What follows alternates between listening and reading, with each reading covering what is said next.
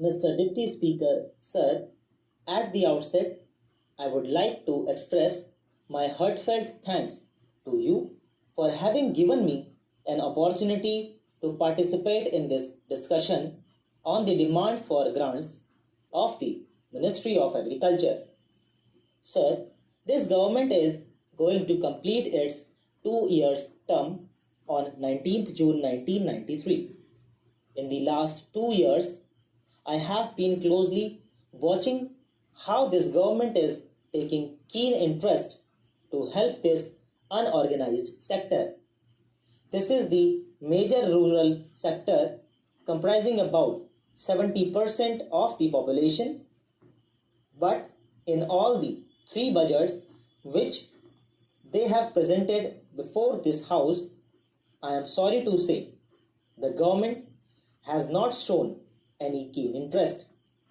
In the first budget, we demanded the government to agree to constitute a committee to go into pricing policy of fertilizers. Ultimately, a portion of the recommendations of the Joint Parliamentary Committee which suited the government was accepted and the fertilizer decontrol was done. Now, I would like to say how this government has taken a careless attitude towards the farming community.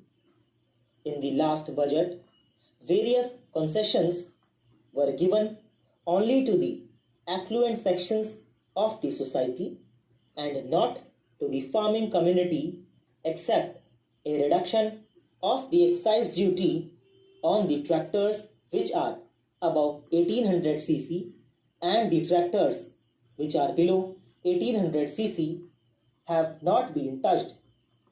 Of course, the Honorable Finance Minister, while replying to the general discussion on the budget, had said that the Prime Minister is considering to give certain concessions as far as the fertilizer prices are concerned.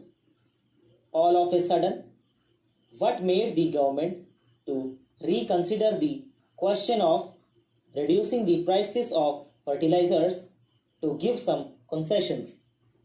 It is because all these friends who have got various political ideologies have shown their bit of mind and said that this time they are going to move a cut motion to see that the government agrees to reduce the fertilizer prices. So now at this stage, I would like to make an appeal to all sections of the House, irrespective of the political parties, and to such of those members who are really interested in uplifting the farming community to forget the party alliance.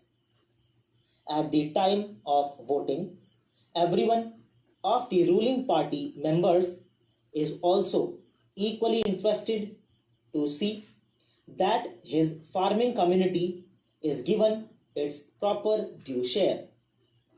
The central government claims to have removed all shackles through the new economic policy, market economy, liberalization, delicensing, amendment to the MRTP Act, etc.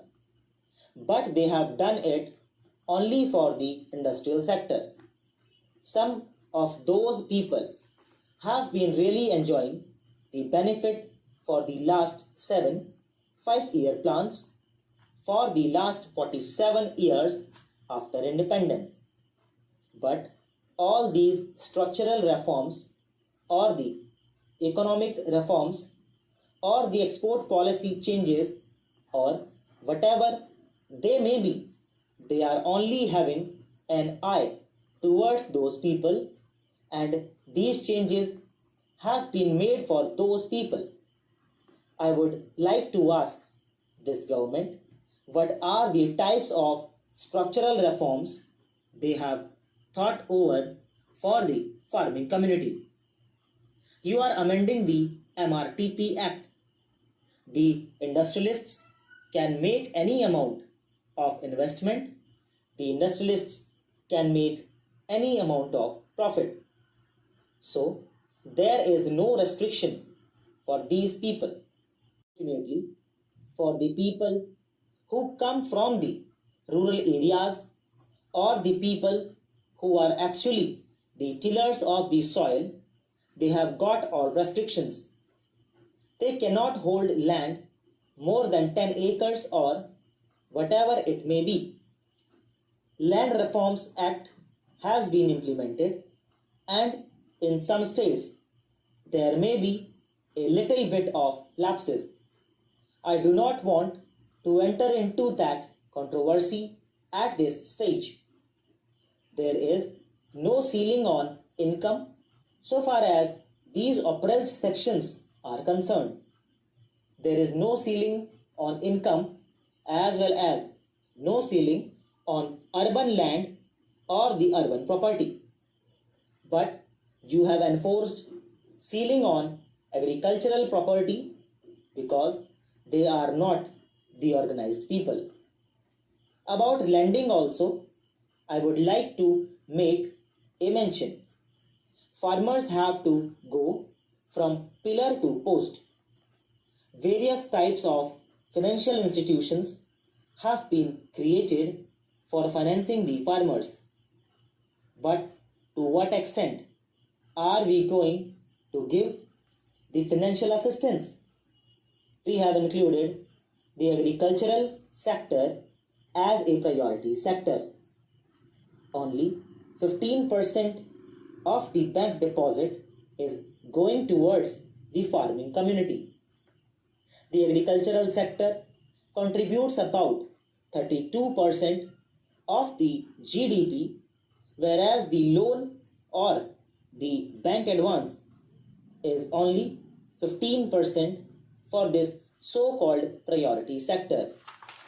So far as industrial sector is concerned, it comprises only 18% of the population, and their contribution in terms of GDP is hardly 26%. They get about 40% of the bank loan. Again, even to get this 15% loan, the farmer has to go to Land Development Bank, Central Cooperative Bank, Rural Cooperative Bank, Commercial Bank and so on. दोस्तों इसी के साथ